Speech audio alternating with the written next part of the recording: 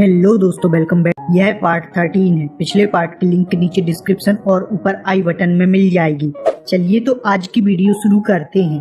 भले ही मास्टर सीरू तांगसन की 5 ईयर की पावर को देख पा रहे होते हैं, लेकिन मास्टर सीरू को तांगसन की ब्लड लाइन कमजोर दिख रही होती है। तांगसन फ्रेश होने के लिए जाता है, जहाँ पर जुआन टियानगोंग के कारण तांगसन जल्दी ही रिकवर कर लेता है। उसके बाद कैफेटेरिया में चला जाता है, जहाँ पर खाना तैयार होता है। फंडा वही होता है, कौन कितना लूट पाता है इसमें कोई शक नहीं। सभी हथियाने में एक्सपर्ट होते हैं। तांगसन भी जल्दी ही इनकी रॉबरी वाली आर्मी में शामिल हो जाता है और शुरू करने की आवाज के साथ सब गायब हो जाता है। तांगसन को पेट भरकर कुछ भी नहीं मिला होता है और सामने के खाली बर्तन को देखकर तांगसन उदास होता है। इस पर जीचेंग बताती है, हम इसे खरीद कर भी खा सकते हैं। लेकिन तांगसन उससे पूछता है, हम कब सिटी में जा सकते हैं? इस पर जीचेंग कहती है, अकेले तो बिल्कुल भी नहीं जा सकते हैं, लेकिन सभी के साथ जा सकते हैं जब क्लास ना हो तब, क्योंकि क्लास के बाद हम थक जाते हैं। और इसके बाद तांगसन जीचेंग के डिवाइन डिमोन के बारे में पूछने लगता है। इस पर जीचेंग मुस्कुराते हुए बताती है, मेरे डिवाइन ट्रांसफॉर्म को जिनपेंग ट्रांसफॉर्म कहा जाता है। साथ ही मेरी ब्लड लाइन गोल्डन विंग्ड रोको से आई हुई है। इसी के साथ आगे बताती है, लेकिन मेरी ब्लड लाइन की पावर काफी कम है, इसलिए मैं तेजी से प्रैक्टिस नहीं कर सकती हूँ। और मास्टर ने बताया है, यदि मैं 7th ईयर को ब्रेक कर सकती हूँ तो फ्यूचर में पावरफुल हो सकती हूँ, लेकिन जब तक केवल शायद प्रैक्टिस से ही पावरफुल हो सकती हूँ। इसके बाद तांगसन को समझ आ जाता है, वह अभी जहाँ भी है वह जगह किसी ब्लड लाइन के ट्रेजर से कम नहीं है। सभी के पास एक से बढ़कर एक रेयर ब्लड लाइन होती है, जिससे तांगसन को लगता है मैं भी इनसे काफी कुछ सीख सकता हूँ। तांगसन कुछ मात्रा में इनकी ब्लड लाइन को एब्जॉर्ब कर सकता है, जिससे बाद में इन्हें पावरफुल भी कर सकता है। सबसे बड़ी बात तो यह होती है, यह सब सेफ रहेगा। तांगसन के लिए फॉक्स आई और जीचेंग का जिन पैगवियन काफी फायदेमंद हो सकता है।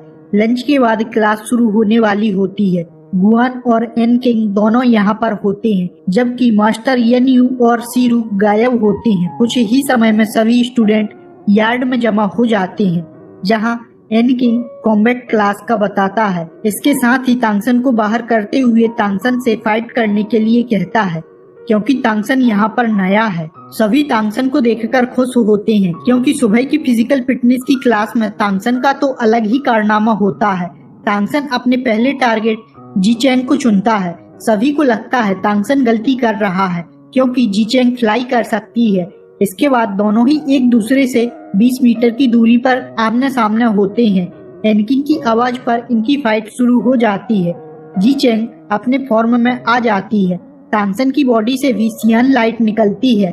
जीचेंग ने तुरंत ही उड़ान नहीं भरी होती है।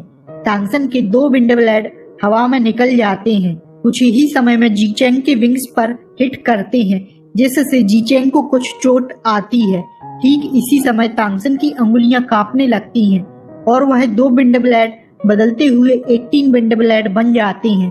जीचेंग जो तुरंत ही टेक ऑफ करने वाली होती है, वह उन ब्लेड को देखते ही रुक जाती है और टेक ऑफ का विचार तो दूर हो ही जाता है। इसी के साथ जैसे ही बाकियों ने भी 18 विंड ब्लेड को एक साथ देखा होता है, तो उनकी आंखें भी फटकर बाहर आ जाती हैं, क्योंकि हर एक विंड ब्लेड काफी पावरफुल था। वहीं तांगसन उसे कंट्रोल भी कर रहा होता है। जीचेंग जो सोच रही होती है कि तांगसन का विंड ब्लेड अच्छा है, लेकिन इतना भयानक हो सकता है, यह उसने कभी नहीं सोचा होता है। लेकिन जीचेंग भी इतनी आसानी से हार नहीं मान सकती है, जिससे उसने भी तांगसन के विंड ब्लेड का पैटर्न सा देखा होता है। उसके साथ वह तेजी से फ्लाई करती है, जिससे उसकी स्पीड देखने में टेलीपोर्टेशन के जैसे लग रही होती है और तांगसन की ओर झपटती है, क्योंकि तांगसन ने अभी ही विंड ब्लेड को छोड़े होते हैं, जिससे वह तुरंत ही और नहीं छोड़ सकता है, जिससे वह तांगसन पर अटैक कर सकती है। जैसे ही जीचेंग को लगा होता है वह तांगसन को हिट करने वाली है, तांगसन उसी समय एक प्रकार से गायब हो जाता है और उछलते हुए जीचेंग की बैक पर आ जाता है। इसी के साथ सभी 18 ब्लेड भी जीचेंग की ओर आने लगते हैं। सभी यह देखकर हैरान होते हैं, आखिर यह कैसे पॉसिबल है। वहीं जीचेंग तांगसन के हाथों से फ्री होना चाह रही होती है, लेकिन उसकी बॉडी अचानक वीक हो जाती है।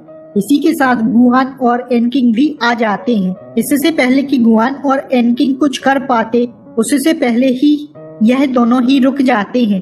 तांगसन कहता है, sister let me take it. जीचेंग की आंखें एक पल में रेड हो जाती हैं, क्योंकि वह तांगसन से हार गई होती है, जो अभी अभी इस एकेडमी में आया होता है। यही नहीं, वह उससे कहीं ज्यादा छोटा भी है। एनकिंग जीचेंग को समझाता है, हार या जीत तो होती रहेगी और इसी से हम पावरफुल होते हैं। इसी के साथ गुआन तांगसन की ओर देखते हुए कहता है, तांगसन क्या तुम 5 टियर पर हो? तांगसन भी आसानी से कह देता है, हाँ बस अभी अभी आया हूँ। तांगसन ने ऐसा इसलिए किया क्योंकि इससे तांगसन एकेडमी के ज्यादा से ज्यादा रिसोर्स का यूज कर सकता है। सभी एक बार फिर चौंक जाते हैं, यह कैसे पॉसिबल होता है? यह किसी को समझ नहीं आ रहा होता है। इसके बाद गुआन तांगसन को आराम करने के लिए कहता है। तांगसन ने जब जीचेंग को छुआ होता है, उसी समय तांगसन ने जीचेंग की कुछ ब्लड लाइन की पावर को भी एब्जॉर्ब कर लिया होता है। तांगसन की एज में 4th टियर की पावर ही काफी ज्यादा होती है, जबकि इन 16 स्टूडेंट में केवल 3 ही ऐसे होते हैं जो 5 टियर के होते हैं। इसी कारण से सभी तांगसन को हैरानी के साथ देख रहे होते हैं। इसी के साथ तांगसन जीचेंग से माफी मांगता है, तो वह भी कहती है, क्या तुम सच में 5 टियर पर हो? तुम इतनी स्पीड से कैसे कल्टीवेट कर सकते हो? इस पर तांगसन कहता है, बस ऐसे ही। वही रीडिंग वाई भी आ जाता है। वह भी कहता है, अब तो मुझे भी तुमसे जलन होने लगी है, पता नहीं मैं कब 5 टियर पर पहुंचूंगा। इसी के साथ उसने तांगसन का हाथ पकड़ लिया होता है, तो तांगसन को भी यह काफी अच्छा मौका लगा होता है, जिससे तांगसन फॉक्स आई की ब्लड लाइन को भी एब्जॉर्ब कर लेता है। फॉक्स आई तांगसन की पर्पल आई से मिलकर भयानक रूप से पावरफुल हो सकती है। इसी के साथ तांगसन के पास अब 2 अलग ब्लड लाइन की पावर होती है। इसके बाद एनकिंग ने होम टाउन और जेंग जेविन को अगली फाइट के लिए बुलाया होता है। यह करीब करीब 13 और 14 साल के होते हैं। दोनों ही मास्टर को ग्रीट करते हैं। इसी के साथ अगला मैच शुरू होने वाला होता है। यह दोनों ही ट्रांसफॉर्म हो जाते हैं। तांगसन इन्हें नहीं पहचान पाता है, यह कौन से डीमोन है। यान फैन ने भी कभी इस तरह के डीमोन के बारे में नहीं बताया होता है। यहाँ पर सीधे शब्दों में कहूँ तो एक क्रोकोडाइल जैसा होता है, तो दूसरा फायर ड्रैगन के जैसा। जेविन ने दहाड़ लगाई होती है, उसी के साथ वह अटैक के लिए आगे बढ़ता है।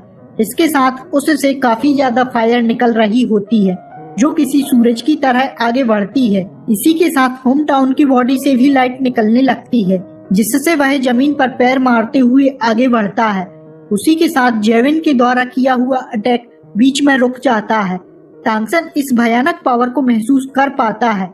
यह इतनी अधिक होती है कि तांगसन का दिल भी कांप जाता है, क्योंकि तांगसन भी कभी गॉड किंग होता है, तो वह जानता है टाइम और जगह को एक साथ कंट्रोल करना कितना पावरफुल हो सकता है।